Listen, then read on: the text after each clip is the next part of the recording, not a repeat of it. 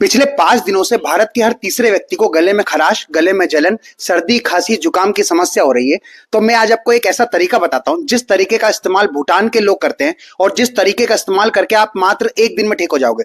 देखो, उसके लिए आपको 4 बड़ी लौंग लेना है और 2 बड़ी इलायची लेना है और उसको इस तरह से गैस में जला लेना है। जब वो पूरी तरह से जल जाए तो उसका चूरा करके एक कटोरी में डालकर उसमें 2 बूंद अदरक की और 2 बूंद शहद की डालकर एक पेस्ट बना लेना है और उसको थोड़ी थोड़ी देर में चाटना है। दिन में 2 बार ऐसा करना है। अगले दिन तक आप पूरे ठीक हो जाओगे और ये बात भारत के हर व्यक्ति तक